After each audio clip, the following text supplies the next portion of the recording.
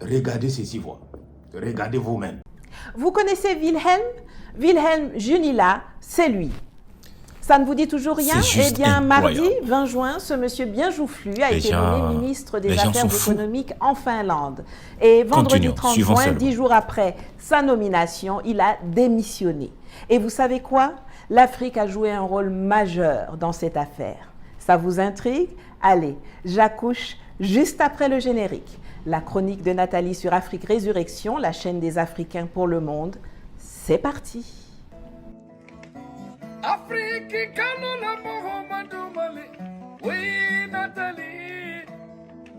L'ami Wilhelm a démissionné parce qu'il a déclaré que la solution à la crise climatique était de faire avorter massivement les femmes africaines. Vous avez bien entendu.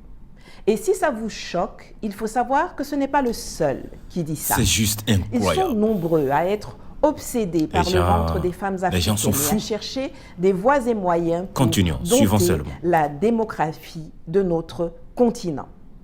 Quand ce n'est pas à travers la promotion à outrance des pratiques LGBTQABCDEF, c'est à travers les programmes de planning familial, c'est à travers des campagnes de vaccination dont on ne comprend ni les tenants ni les aboutissants, ou alors via des déclarations comme celle de Wilhelm, qui remontent à 2019 mais qui n'ont pas empêché sa désignation comme ministre de l'économie en 2023, avant que certains ne finissent par s'en offusquer.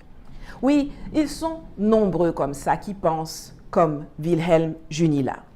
Certains ne le formulent pas à haute voix, mais travaillent dans l'ombre pour freiner notre reproduction, comme Henry Kissinger, l'ancien secrétaire d'État américain qui a pondu un rapport intitulé National Security Study Memorandum 200, Implications of Worldwide Population Growth for U.S. Security and Overseas Interest, en décembre 1974, qui a fini par être déclassifié en juillet 1989.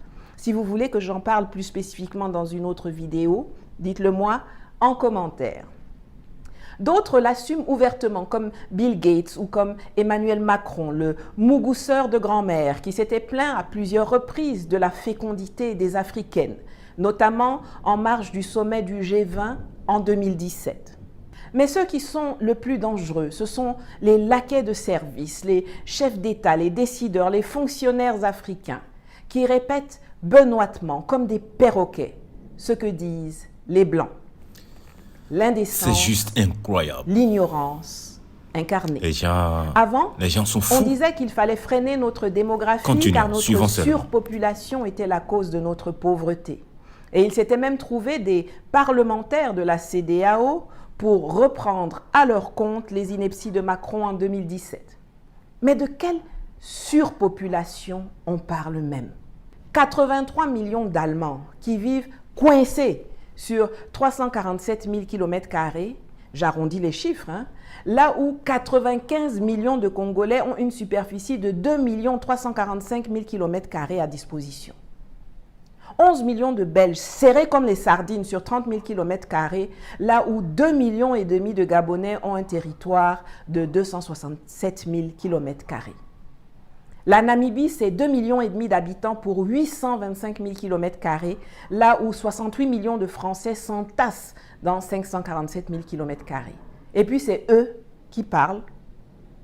Maintenant, ils ont un nouveau leitmotiv. Ce n'est plus la pauvreté qui est le problème, c'est le climat que nos mamans mettent en danger.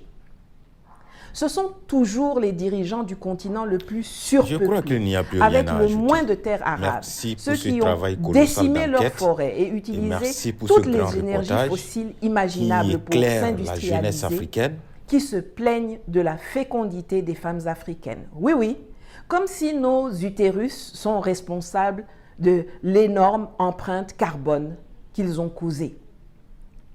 L'Afrique tout entière, c'est-à-dire 54 pays, qui dispose d'une superficie 10 fois plus grande, a le même nombre d'habitants que l'Inde, un seul pays, qui a 1,430 milliard d'habitants.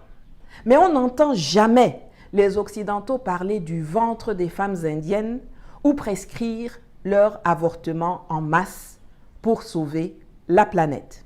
Ce n'est pas eux, c'est nous. Pourquoi est-ce qu'on accepte qu'on nous dise que le problème, ce sont les femmes et les bébés africains? On indexe la femme qui a 6 enfants en l'accusant de ne pas pouvoir les prendre en charge et les éduquer. Les gens sont fous. Alors que nos constitutions disent que l'école est gratuite. Mais où sont les écoles? Où est la gratuité?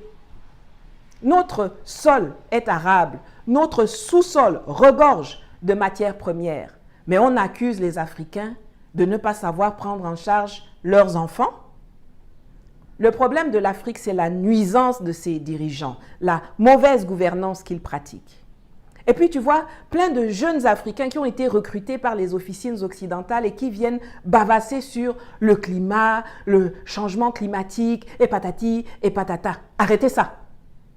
Si vous ne pouvez pas poser le problème comme il faut et que vous vous contentez de reprendre le narratif des autres qui sont accessoirement nos adversaires, alors taisez-vous et restez loin de nous.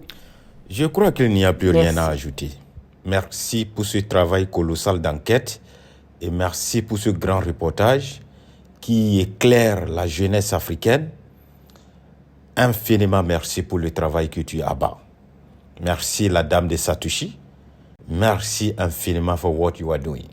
God bless you and keep doing it. Keep doing it because you are doing a great job to the youth of Africa.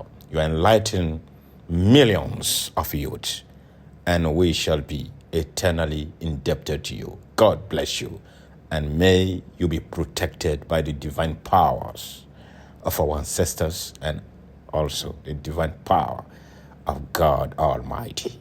God bless you.